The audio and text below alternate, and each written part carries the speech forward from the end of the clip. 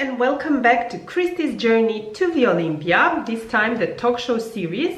And today I will share with you some amazing information, tools and protocols for mental health. It is basically a summary of the Huberman Lab podcast with Andrew Huberman and Dr. Paul Conti, sharing all the best information that all of us should know and apply in order to have the best mental health possible. Mental health is as important as physical health, so it is vital to take care of ourselves mentally, physically, and emotionally.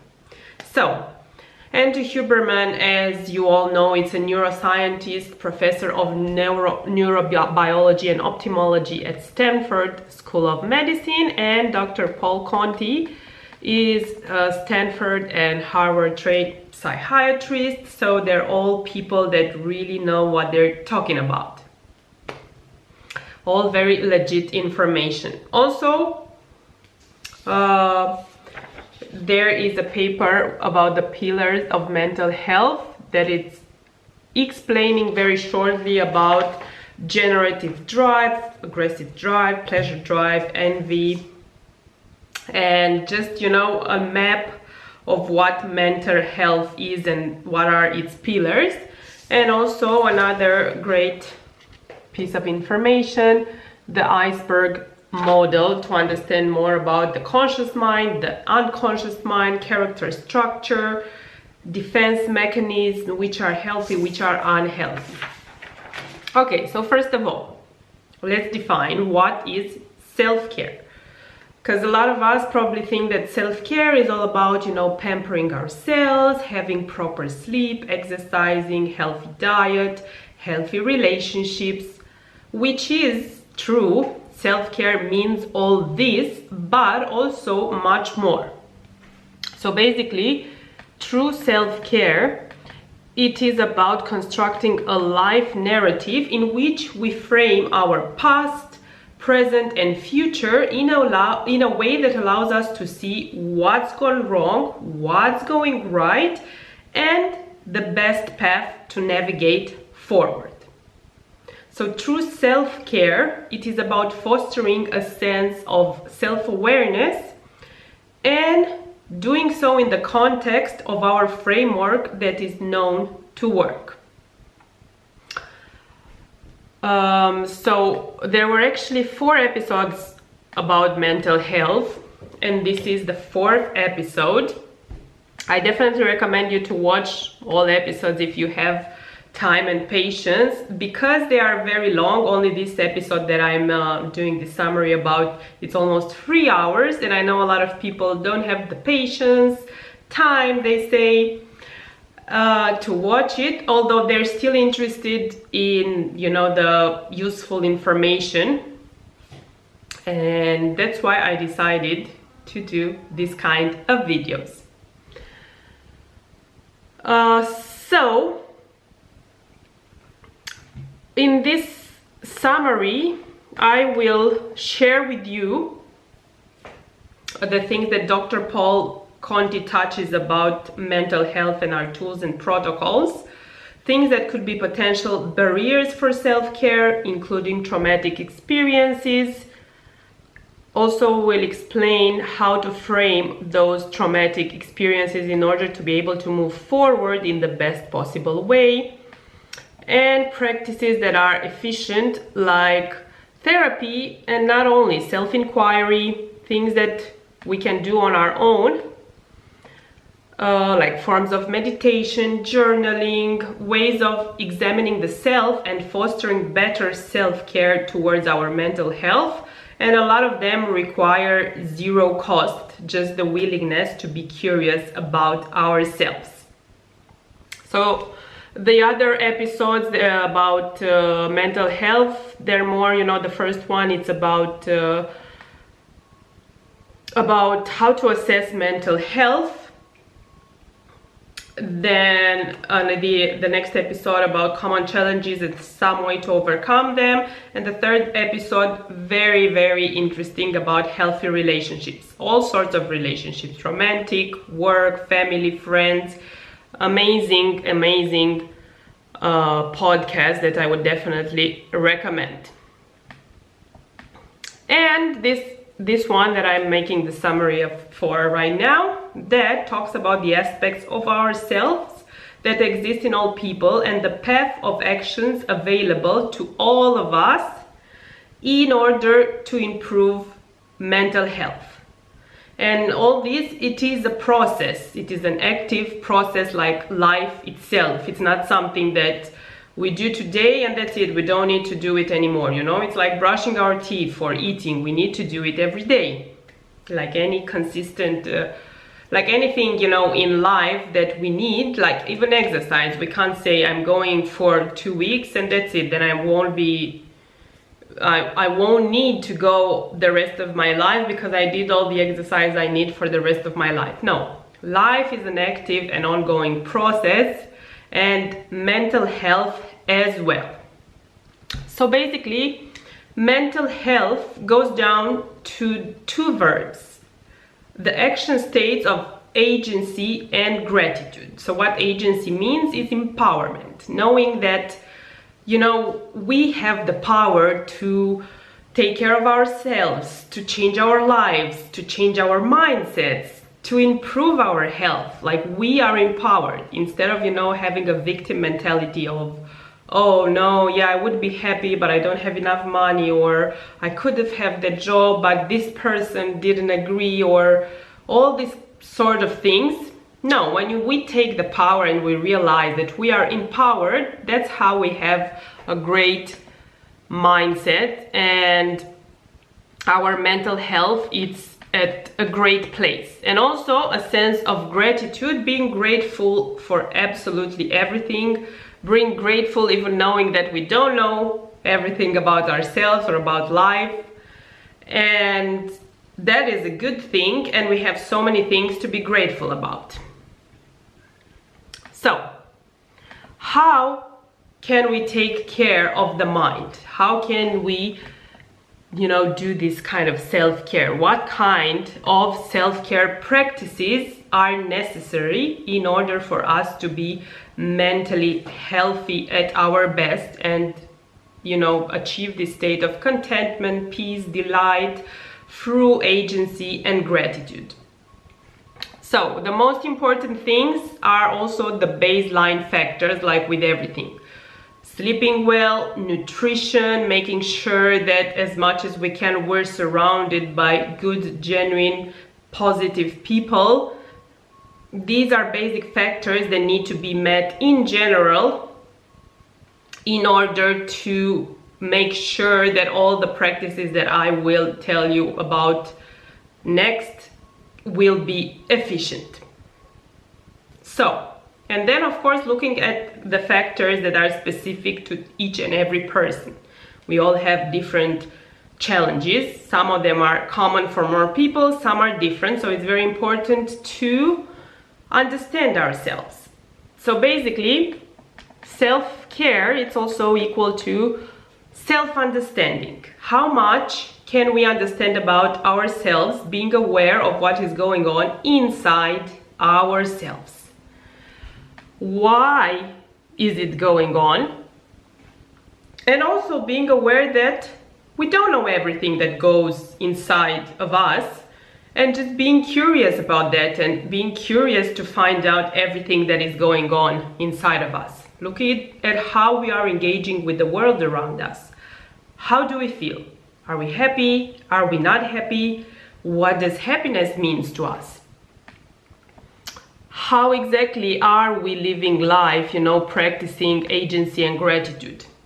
Because when we have agency and gratitude, we feel peaceful, a sense of contentment, delightment. So, do we feel right now that we have these things in our lives? Yes. If yes, how, why? And if not, why as well, to ask ourselves.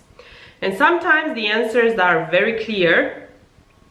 maybe, you know, we're not doing the things we love, we're not taking care of ourselves, and maybe we think we cannot do it. And when we analyze in detail, we realize actually that we can do it, and are just, you know, we just have limiting beliefs that are in the way of the best self.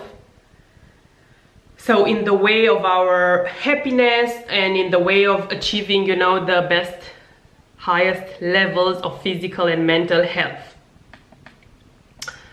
Also, we have to understand and process certain things so we get to a place of knowing ourselves very well, and also asking ourselves, how can we improve? Even if we feel like, you know, everything is good, I don't have any specific problem in my life, there is always space for improvement and for better, and this is what we all strive for as human beings, and we should strive for, because progress and striving for better from a place of gratitude of what we are, what we have, where we are, makes us happier and more fulfilled in life. That's why it's important to have also a preventive outlook on life and mental health, to prepare for predictable challenges like injury, illnesses, losses, stressors, things that, you know, can make us feel scared or bad, because life is like this. There are always things that will take us out from our, you know, delightment and happiness, and the most important thing is not to avoid those things, but to know how to deal with them when it happens. And if we take care very well of our physical and mental health, then we will have all the tools to deal with challenging situations the best way possible. So it is very important, in order to take best care of our mental health, to ask good questions about ourselves. So what questions to ask ourselves, right? So we need to think of our life narrative. Just think and talk about our life with a trusted person, or we can write down, like journaling, think back, tell stories about ourselves from the past, to understand where our life narrative comes from. Like, why do we think certain things? Why do we do certain things? And sometimes, you know, the emotions of our negative experiences can stay in our lives for a long time if we don't realize and understand why we do certain things. It's vital to understand, to ask ourselves and understand why we do certain things. And this way of, you know, thinking like, okay, what happened in my life when I was a kid, when I was a teenager? How did I react? How did that specific experience made me change? By analyzing all these things and asking ourselves all these questions, we will get a better understanding of ourselves. So the methods from which we can do that is through either journaling, self-inquiry, or, you know, therapy if we feel that we need to, or just, you know, telling and talking about all these things with a trusted person.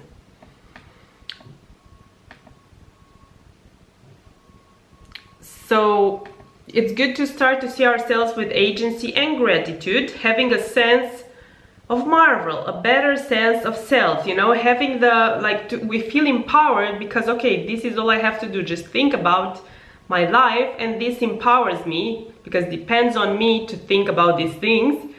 And by thinking of them and analyzing them properly, I will get to the conclusions that will get me to a better mental health, to feeling better, a better sense of ourselves. Although, you know, sometimes maybe sharing these things with others will make us feel vulnerable, it's very important because this is what helps us better ourselves. To be vulnerable, obviously, with the people that we know that will understand us and will be there for us and will have a positive impact when, you know, we share our most like intimate stories with them, let's say. And also very important is to recognize our automatic thoughts and changing the thought process that is going on for years and years and is not productive and bringing anxiety. Because sometimes maybe, you know, we talk about something that we don't like or that happened in our life, but we talk from the lens of like complaining. We don't talk to see it from a perspective that, okay, let's see what can we do, you know, analyzing it so it can change and we can, you know, move on and better our lives. First of all, knowledge is power. So when we share knowledge, basically a person can actually be helped by knowledge to better understand themselves, and we can do that without the need of professional help. Like me right now, I'm sharing this knowledge with you because I think some of you maybe don't know all these things, and now that you are hearing them, you realize that, oh, okay, I don't necessarily need to go to a psychologist or to go to therapy. I can just, you know, do all this self-inquiry by myself. I can journal, I can write, I can stay, you know, with my own thoughts and write down and figure out things also on my own, which gives you a sense of empowerment. Of course, you know, if you are at a stage where you have thoughts of like self-harm, depression, of not wanting, you know, really in a stage where you're like, you just feel like I cannot cope with this, it is extremely important to ask for professional help, and you need to recognize that, and that is okay. Like really, people I think should realize that going to a psychologist and going to therapy is just as, you know, as you would have a personal trainer, let's say. The same thing for your mental health. It doesn't mean that it's something wrong with you, it just means that a person maybe from the outside, which is objective and which has more knowledge than you have in certain aspects, can help you. So yeah, professional help like therapy is good both for people that maybe, you know, don't have a specific crazy problem, but they just want to understand themselves better. And of course, if you feel like I'm really at a point in my life where my mental health is really not at the place where I want it to be, asking for professional help, it's definitely very, very advisable and something that you must do. You know, because sometimes, the thing is, sometimes we can think of something, the same problem all the time, but then we shave it underneath the, you know, we shove it down underneath, we put it back underneath the unconscious mind because it makes us feel uncomfortable. And we think like, no, it doesn't matter, it doesn't affect me. And that problem actually affects us way more, and we have to let it come to the surface. And maybe sometimes, you know, because the therapist just listens,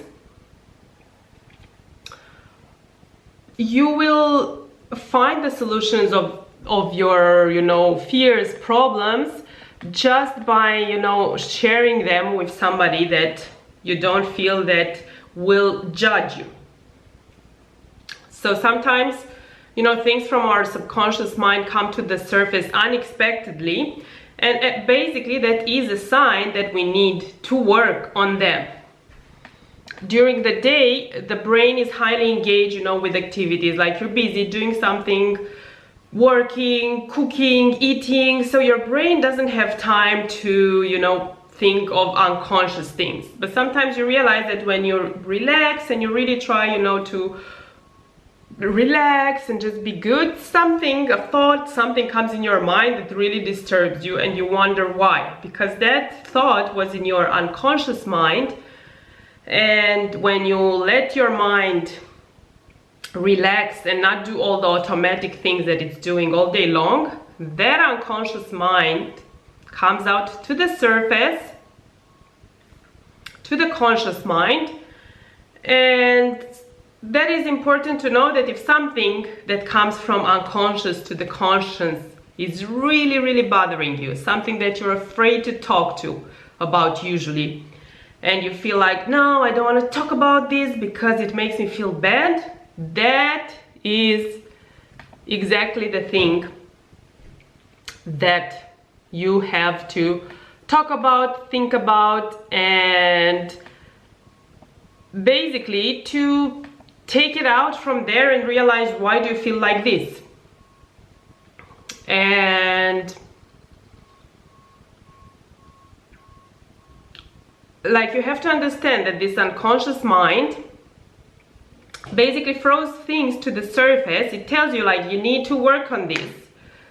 So you need to steer the pot of the unconscious, and you put new information in so it can do new things. Like, you need to think of that thought that bothers you from a different perspective for a process of reflection, in order, you know, to understand why that happens and how can you solve this problem. And this process, mostly, it's not very pleasant. Like, a lot of times when people start talking about these experiences and things that they always like tried, you know, to forget about, but never actually dealt with them, usually they cry a lot, they're angry, and it's absolutely and completely normal. We have to think of it as we need to do the hard work in order to have renewed insights and to heal ourselves.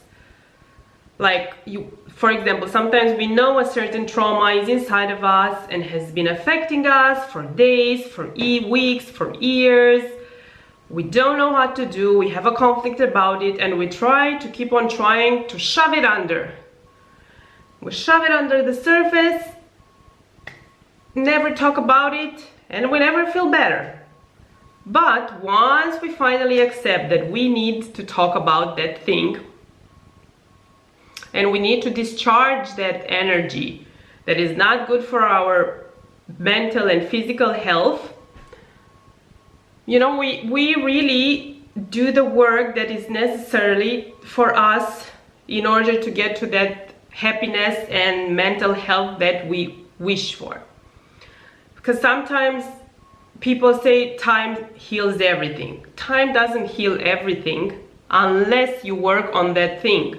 There are situations where maybe somebody passed away and people are still suffering for years and years and years because they never grieved properly. They never asked themselves or talked to somebody, you know, a therapist or somebody they trust, to share their emotions and to process their emotions and to understand why they feel like that.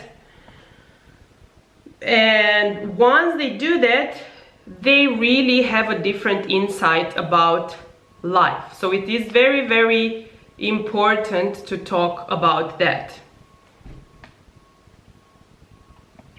We need to think that introspection, it's basically the same as going to the gym. It's like the mental health exercise. And hard work is necessary, you know. When we go to the gym, in order to become stronger, to grow the muscles, we need to put them for some kind of pressure. We need to make it harder for the muscles in order for them to grow and in order for us to become stronger. If we stay in our comfort zone, nothing changes. So it's the same with our mental health. We need to have those hard conversations that we don't want to have in order to improve our mental health. So the process of inquiry basically implies not feeling comfortable, and it is an ongoing self-process. A lot of people want to avoid discomfort, but self-inquiry is extremely important for mental health. Combined with therapy if needed help, but it's really the only way to improve your life. Self-inquiry, self-awareness is just a must. Very important is also salience. So what are we focusing on internally and externally? Thinking about the sorts of things we don't want to think about. And you know, that sometimes we think that, okay, if I'm going to think about this the whole day, I won't be able to do the things that I need to do. We will be able to do that. And as I said before, if you think there is something that you don't want to bring up to your conscious mind because it's uncomfortable and it will make you feel even more uncomfortable, I repeat again, that is exactly the thing that you must look at in order to improve your mental health. You must let that come up to the surface. So yeah, I was saying that you really need to take that thing to the surface, because that thing that you might not think about and you think that, no, this doesn't affect my life, why should I, make myself uncomfortable? When things are okay, not great, but okay. Because that thing that you might not want to think about and you keep pushing it down might actually impact so much all aspects of your life without you even realizing consciously, and also a lot of times might create disease, so literally illness in your body because of these repressed emotions. So when it comes to mental health, there are different cupboards, and we talk about the function of self and the structure of self. So in the first cupboard, the function of self, it's all about self-awareness, self-inquiry, asking ourselves questions. This is the map of mental health, where the base are agency and gratitude, generative drive, and then it's all about the structure of selves and the function of selves. So empowerment and humility are qualities that are definitely needed in order for us to have great mental health, and to understand that happiness is complex but is not out of our reach to understand ourselves and help ourselves. And when we do that over and over, in times actually becomes more simple. Approaching the world through agency and gratitude is also the best way to find and to know romantic compatibility. That's another discussion about healthy relationships from another episode of Huberman Lab podcast, when they are discussing about how a lot of times people choose relationships, romantic relationship or even friendships, on the wrong criteria, because they're from the same country or religion or high school or things like this, instead of actually thinking of this empowerment, agency and gratitude verbs, and the generative drive, things that they have in common. Something very important to know in order to have the best levels of mental health, it is important to engage with healthy others. So to engage with healthy persons. Like if I make myself healthier, that is also like in romantic relationships, to want somebody who also wants to better their lives. Because if you want to work on your mental health and you make yourself healthier, then also obviously we'll be healthier together. And we will impact others to work on their health. If I want to make myself healthier, but that is not a priority for you, then definitely it's not going to be a good match. And that's why, a lot of time people are, looking for romantic partners focused on the wrong things, instead of thinking like, okay, like for example me, I want to better myself, I work on myself. Obviously my criteria are somebody who also is in their own like journey of self-improvement, and it's normal to want people who also realize that taking care of their physical, mental health is extremely important. So in order to tap in the unconscious mind for us to improve our level of mental health, there are some things that are extremely important, like developing and embracing curiosity about ourselves, reflecting of how we act and think at different stages, what I said earlier before, and just take a step back outside ourselves and think about ourselves without any negative emotions. Why do we do certain things? Why we did certain things? Did we change? How those things help us in our lives or not? Think about how and why did we change along the years. And also to questions or our beliefs and the limiting beliefs, to look in the subconscious mind and realize if certain things, have we really analyzed them, or we just keep on thinking about them the same way and obviously will have the same result. When we talk about mental health, we need to have in mind also defense mechanisms that are usually unconscious, and we need to understand why we change our behavior because of certain events or circumstances. So we have naturally this defense mechanism that can be healthy or unhealthy. Some of them are very clear and some are automatic, like we don't realize that we do certain things and we need a process of inquiry in order to learn about them. We need to think like, how are we coping in different situations? What are we doing? What does that mean? For example, some examples of healthy a healthy defense mechanism is sublimation, like taking excess aggression and turning it into something positive. And if we usually used to do that, and now after different challenges, instead of doing that, we are soothing ourselves with food or alcohol, we realize that we're going into unhealthy defensive mechanism and we have to change that. How are we going to change that? Well, by reflecting on this unconscious defensive mechanism. We bring them to the surface, so we ask ourselves, we're curious, we reflect, and we replace the unhealthy mechanism with the healthy ones.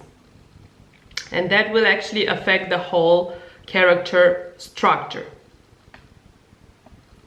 So our self basically settles and grows in the person's character structure, which represents the conscious mind in actions. All the things that are in our unconscious mind in action, our defense mechanism in actions, and that's how we actively are in the world and how we are actually engaging with the world.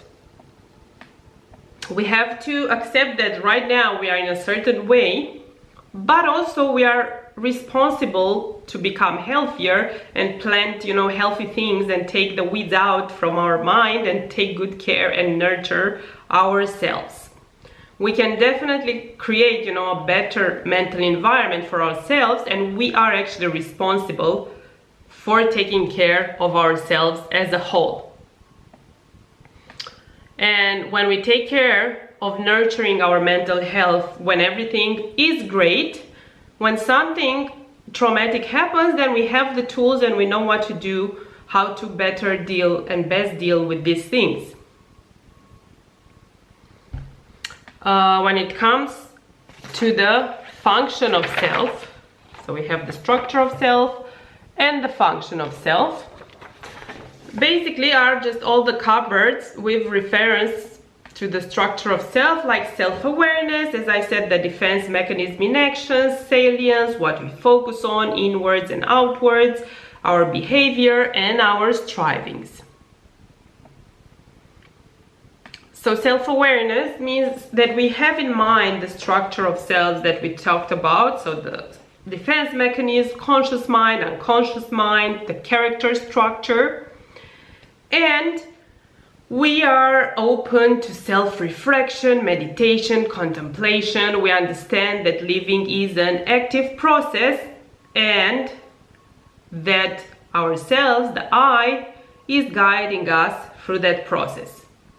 That there is a lot of unconscious things, there are a lot of unconscious things that we need to bring to the conscious awareness to have a better understanding of ourselves and to have a better mental health. Also, other defense mechanisms in actions are, for example, altruism, also a healthy one, that we do something good because we feel good. Also, there can be, defense mechanisms that are unhealthy and that are automatic, like acting out, patterns that we don't like and are a consequence of unhealthy defense mechanisms, we can actually analyze, reflect on them, and change them to healthy ones. For example, if we're acting out, something happens and we always, start to go crazy when we talk about a certain topic or about a certain event that happened in our life. And we know that we should not react like that, but automatically we do that because we're so used to. So we can only see that if we take a step back, we reflect on it, and we decide, okay, from now on, this is how I'm gonna react. I used to react in this way, I understand why, and I want to change it, and I want to react in a healthy way. And this is absolutely possible. So we need also to make a list, instead, when it comes to our behavior, of a list of the things that work for us, that we do each day. So for example, I'm a better person when I work out and I meditate and I do my yin yoga and I eat healthy. So we need to know all these things. Also, for example, some people like to meditate. Some people find it that they find that place where they can think better about themselves while they hike or while they walk. This is what happens to me, for example. I find that walks, hikes in the morning are more efficient than meditating. In the evening, I like to, count my blessings, then maybe listen to a guided meditation. We need to know these behaviors that work best for us. And then we need to choose consciously to change the patterns of behaviors that don't work for us and are unhealthy to healthier ones.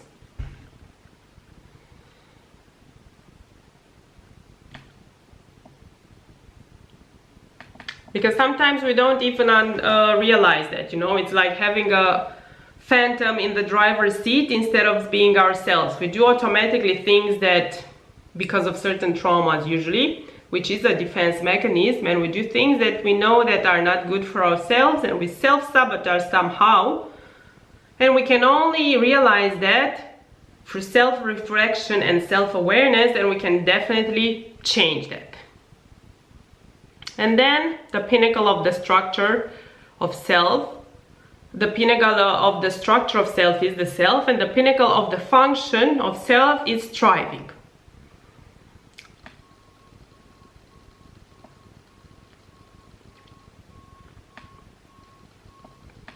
And what is very important that Dr. Paul Conti said,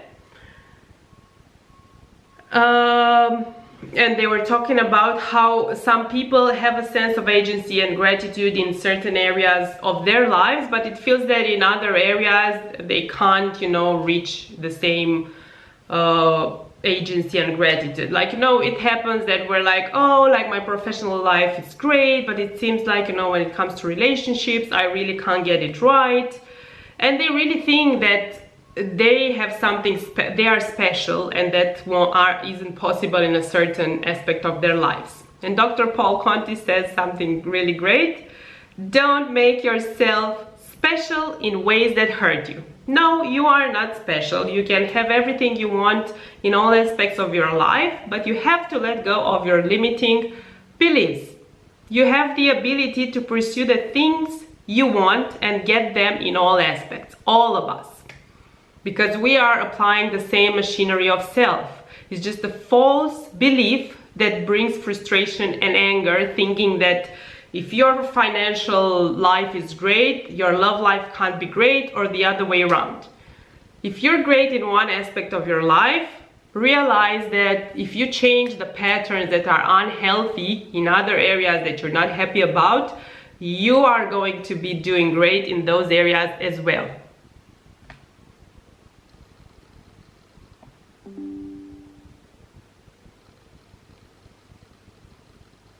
Also, that friendship and support is very important when we have challenges. And sometimes it is true, if we look at other people that went through similar challenges and we saw that they overcame them, it gives us a lot of strength and empowerment to see that we as well can change our lives. And it's very important to bring good people on our journey of self-care, of progress in life, to choose people who also care about mental, physical, emotional health.